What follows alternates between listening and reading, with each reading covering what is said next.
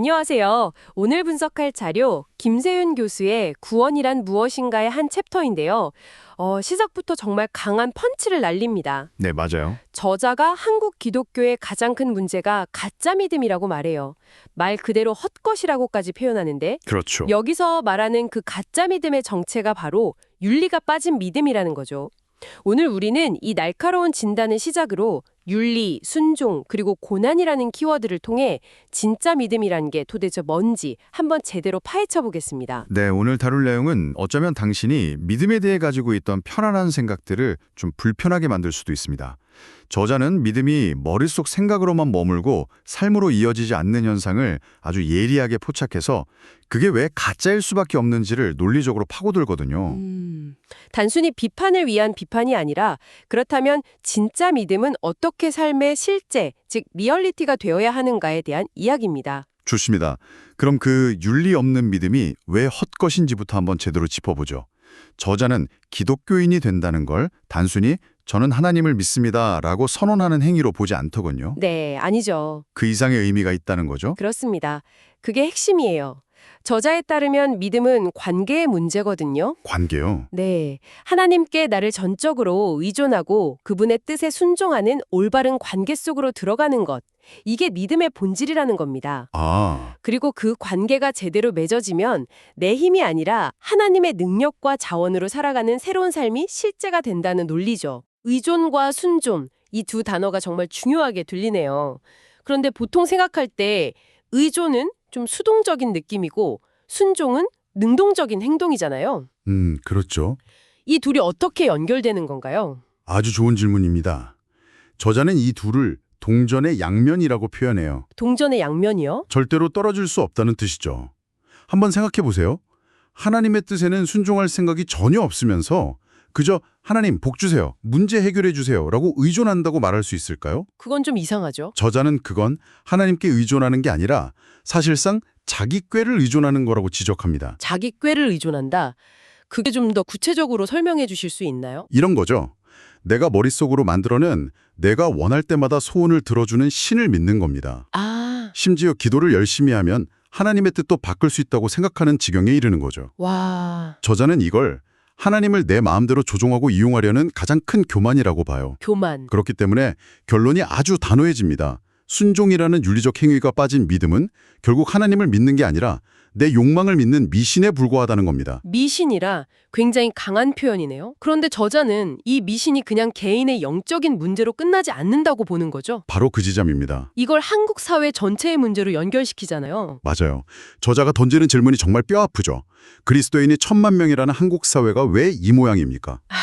이 한 문장에 모든 게 담겨 있어요. 개인의 믿음이 삶을 변화시키지 못하고 결국 사회에도 아무런 선한 영향력을 주지 못하는 현실에 대한 통렬한 고발인 셈이죠. 그 구체적인 모습들이 정말 적나라하게 묘사되더군요. 네, 저자는 한국 교회의 부패상을 아주 상세하게 나열합니다.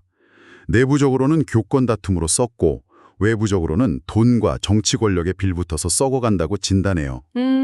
특히 지도자들의 타락에 대해서는 정말 신랄합니다. 총회장 선거 때마다 밥 사고 돈봉투 돌리는 문화, 아, 그런 문제들. 또 교회를 사기업처럼 운영하면서 성도들에게 헌금을 강요하는 행태 같은 것들이죠. 심지어 성교를 명분으로 돈을 모아서 사치스러운 해외여행이나 다니는 사기꾼 목사들이라는 표현까지 쓰면서 비판하죠. 맞습니다. 하지만 그중에서도 가장 핵심적인 비판은 바로 사회적 약자에 대한 외면입니다. 약자에 대한 외면이요. 네, 저자는 마태복음 25장의 양과 염소의 비유를 언급하는데요. 이 비유의 메시지는 명확하잖아요. 세상에서 가장 보잘것없는 사람에게 한 것이 곧 나에게 한 것이고 그들에게 하지 않은 것이 곧 나에게 하지 않은 것이다. 그렇죠. 예수님이 직접 하신 말씀이죠. 저자는 마치 한국 교회의 성경에서는 이 구절이 통째로 찢겨 나간 것 같다고 한탄합니다.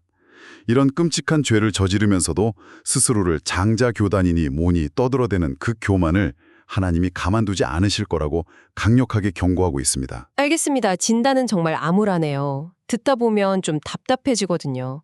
그래서 어쩌라는 거지? 라는 질문이 절로 나와요. 그렇죠. 이 문제에 대해 저자가 제시하는 해법이 있습니까? 듣기로는 그 해법이 고난이라는데 솔직히 잘 와닿지는 않네요. 지금도 힘든데 더 힘들어지라는 뜻인가요? 아하, 한들이 그렇게 생각할 수 있습니다. 저자가 말하는 고난은 벌이나 시련과는 개념이 조금 다릅니다. 다른 건가요? 네, 그리스도인은 이 세상에 발을 딛고 살지만 그 가치관은 세상과 다르다는 전제에서 출발해요.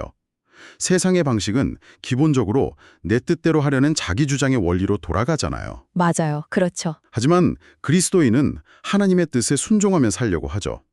그러니 이 둘 사이의 충돌이 일어나는 건 필연적이라는 겁니다. 바로 그 충돌이 고난의 형태로 나타난다는 거고요. 세상의 흐름을 거슬러 올라가려고 하니 당연히 힘들 수밖에 없다. 이런 논리군요.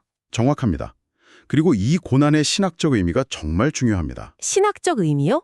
저자는 고난을 우리가 믿음으로 그리스도와 함께 십자가에서 죽었다고 고백하는 그 옛사람이 실제 우리 삶 속에서 정말로 죽어가는 과정이라고 설명해요. 아, 이것을 실제화된다고 표현합니다. 실제화.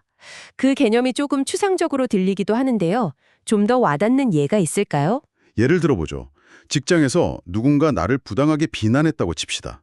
그때 속에서 복수하고 싶다, 똑같이 갚아주고 싶다는 마음이 불쑥 올라오죠. 네, 당연히 올라오죠. 그게 바로 옛사람의 자기 주장입니다.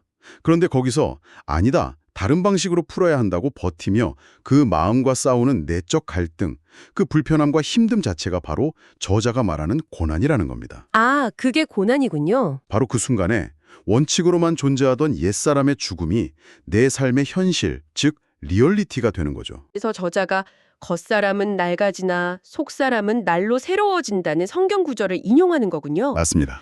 나를 주장하려는 욕망은 고난 속에서 닳아 없어지고 오히려 새로운 생명은 더 강해진다는 역설적인 이야기네요. 바로 그겁니다. 그리고 저자는 이 모든 과정을 제자도라는 한 단어로 압축합니다. 제자도. 제자도가 별게 아니에요. 예수님이 말씀하신 그대로 자기를 부인하고 자기 십자가를 지고 예수를 따르는 겁니다. 십자가에서 죽은 옛사람이 일상 속에서 자기를 부인하는 고난의 삶으로 나타나는 것, 그게 바로 제자도라는 거죠. 그런데 저자는 한국교회에서 이 제자도라는 말 자체가 거의 사라져버렸다고 비판해요. 이것이야말로 믿음이 자기 욕망을 채우는 미신으로 변질되었다는 가장 확실한 증거라고 보는 겁니다. 지금까지의 이야기를 들어보니 믿음이라는 게 굉장히 현재적이고 치열한 과정처럼 느껴지네요. 저자는 이 과정을 더 큰 그림 속에서 볼 수 있는 틀을 제시하죠. 네, 그 구원의 과거, 현재, 미래라는 시간 구조 말입니다. 네. 이 틀을 이해하면 지금까지의 논의가 하나의 그림으로 정리됩니다. 저자는 구원을 세 단계로 설명해요. 첫째는 구원의 과거, 신학 용어로는 칭의, justification이라고 합니다. 칭의. 이건 우리가 믿음을 고백했을 때 하나님이 우리를 의롭다고 선언해 주시고 새로운 피조물로 만들어 주신 단회적 사건입니다. 이미 우리에게 일어난 일이죠. 그게 시작점이군요. 그렇습니다. 그리고 두 번째가 바로 구원의 현재, 즉 성화, sanctification입니다. 성화. 이게 바로 우리가 지금까지 길게 이야기한 제자도와 고난의 과정이에요. 과거에 원칙적으로 일어난 구원이 현재의 삶 속에서 옛사람은 죽고 새 생명은 자라나면서 점차 그리스도의 모습을 닮아가는 진행 중인 과정인 거죠. 그럼 마지막, 구원의 미래는 무엇인가요? 이 치열한 성화의 과정 끝에 있는 목표점 같은 건가요? 맞습니다. 마지막 단계는 구원의 미래, 영화, glorification입니다. 영화? 이것은 그리스도가 다시 올 때 완성될 최종적인 구원을 말해요. 저자는 빌립보서 3장 말씀을 인용하는데요. 그가 우리의 낮은 몸을 자기 영광의 몸의 형체와 같이 변하게 하시리라. 아, 지금은 우리가 죄와 유혹에 시달리는 연약한 몸을 가지고 살아가지만 마지막 그날에는 그리스도처럼 완전하고 영광스러운 몸으로 변화될 것이라는 궁극적인 소망입니다. 그런데 솔직히 말해서 현재의 고난이 너무 힘들면 그런 미래의 소망이 좀 막연하고 뜬구름 잡는 이야기처럼 들릴 수도 있을 것 같아요. 그럴 수 있죠. 나중에 좋아지겠지라는 막연한 위로 이상이 될 수 있을까요? 저자도 바로 그 점을 지적합니다. 그래서 이 소망이 결코 막연한 것이 아니라는 확실한 증거를 제시하죠. 증거가 있다고요? 네, 그 증거가 바로 구원의 첫 열매인데 그것이 바로 우리 안에 와 계신 성령이라는 겁니다. 성령의 증거가 된다는 건 어떤 의미죠? 지금 우리가 이 고난 많은 세상 속에서 넘어지고 깨지면서도 문득 하나님을 아바 아버지라고 부르며 기도할 수 있다는 사실. 네. 지혜가 부족할 때 그분께 지혜를 구하고 내 힘으로 감당할 수 없을 때 그분의 능력을 빌려 쓸 수 있다는 이 현재의 경험 자체가 미래에 그 구원이 반드시 완성될 것이라는 일종의 보증소표 혹은 계약금과 같다는 겁니다. 아, 계약금. 비유가 확 와닿네요. 지금 여기서 하나님의 능력을 맛보고 있다면 미래에는 그 능력이 온전히 우리 것이 될 거라는 확실한 보증이 되는 거죠. 바울 같은 인물이 그 험난한 제자도의 길을 끝까지 갈 수 있었던 힘도 바로 이 현재적 경험과 미래적 소망에 연결해 있었습니다. 자, 오늘 분석을 한번 정리해보죠. 우리는 김세윤 교수의 텍스트를 통해 윤리가 빠진 믿음이 왜 가짜이며 미신에 불과한지, 그리고 그것이 어떤 암담한 사회적 현실을 낳았는지를 살펴봤습니다. 네, 그랬죠. 그리고 그에 대한 해법으로 제시된 고난과 제자도가 단순히 힘든 과정이 아니라 믿음이 삶의 실제가 되는 과정임을 확인했고요.